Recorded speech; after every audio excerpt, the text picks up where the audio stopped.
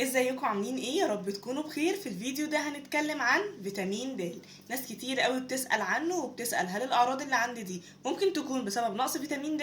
طب هل انا محتاج اخد جرعة من فيتامين د ولا لا؟ فخلونا في الفيديو ده نتكلم كده نعمل فيديو متكامل وشامل كده عن فيتامين د. نبدأ بأعراض نقص فيتامين د. سواء كانت عندي الأعراض دي كلها أو عرض بس من الأعراض دي، أبدأ أشك إن أنا ممكن يكون عندي نقص فيتامين د. طب إيه هي الأعراض دي؟ من الحاجات المشهورة قوي وخصوصا عند البنات، تساقط الشعر بشكل ملحوظ جدا جدا، وتكسير في الضوافر ودايما هشة كده وبتتلكك عشان تتكسر. ده ممكن يكون بسبب نقص فيتامين د، وخصوصا كمان في البنات المحجبات اللي مش بتتعرض بشكل كافي للشمس الصحيه اللي تدينا جرعه فيتامين د اللي الجسم محتاجها. كمان من الحاجات الملحوظه قوي الام العظام. طبعا اغلب الناس بقت عارفه وواعيه ان فيتامين د مكون اساسي بمساعده الكالسيوم في تكوين العظام. فلما يكون عندي نقص في فيتامين د، ازاي هساعد العظام انها تكون قويه؟ الناس بقى اللي عندها الام في الظهر، في رجليها، دايما بتتكسر من اقل خبطه او بيحصل لها شرخ، عندها دايما حاله كده من هشاشه العظام. الناس اللي عندها الام في اسنانها بشكل غير مبرر، او حاسه ان كأن تكوين السنان من جوه نفسه هو اللي واجعها، كل ده ممكن يكون بسبب نقص فيتامين د. من الحاجات برضو المشهوره قوي قوي قوي وهو الاكتئاب الغير مبرر. مودي مش متظبط، حاسس باريافه كده وكسل وخمول ومش قادر اعمل اي حاجه ومش لاقي سبب انا متضايق ليه، او مش عارفه انا مودي مش مظبوط ليه. دي من الحاجات المهمه قوي اللي تلفت نظرنا، خصوصا لو عملنا كل حاجه ولسه حاسين ان احنا مش قادرين نعدل حالتنا المزاجيه، نبدا نفكر في نقص فيتامين د. من الحاجات كمان اللي بدات تلاحظ الفتره الاخيره وهو حاله كده من عسر الهضم او خلل في الجهاز الهضمي، ده برضو ممكن يكون بسبب نقص فيتامين د.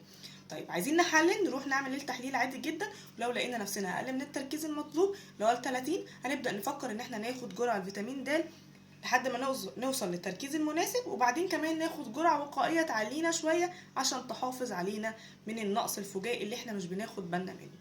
طب لو انا عايزة اخد جرعة وقائية وحافظ على فيتامين د عندي، من الحاجات المشهورة قوي ومميزة جدا والسهلة جدا الاسوفورتين. من اكتر الحاجات السهل انك تلاقيها في الصيدلية او الصيدلي انه يطلعها لك لو طلبتها منه.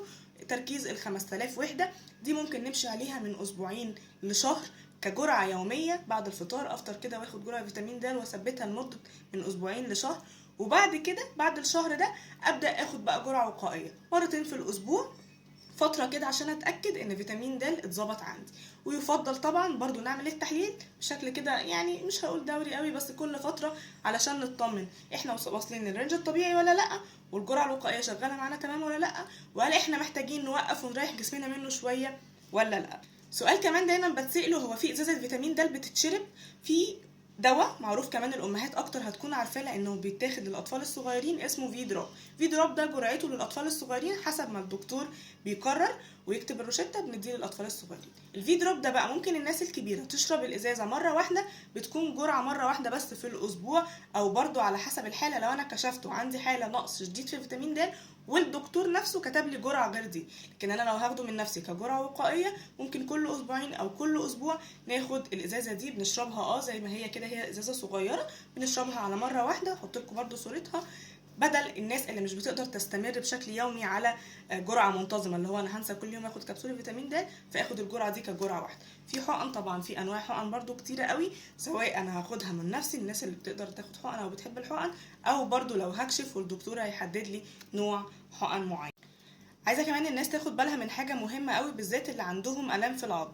لازم واحنا بنتاكد من نسبه فيتامين د نراجع كمان معاها نسبه الكالسيوم، لان ده ممكن يكون برضو سبب. ممكن يكون فيتامين د انا ظبطته وخدت الجرعه والدنيا مظبوطه عندي تمام، بس مفيش كالسيوم اصلا يساعده في تكوين العظام او في بناء العظام ده. فلازم نتاكد كده او نعمل بالانس كده ما بين فيتامين د والكالسيوم. عايزه كمان الفت نظركم لحاجه، ان فيتامين د او لما بينقص، من اكتر الحاجات اللي بتبان قوي علينا الحرق بيقف.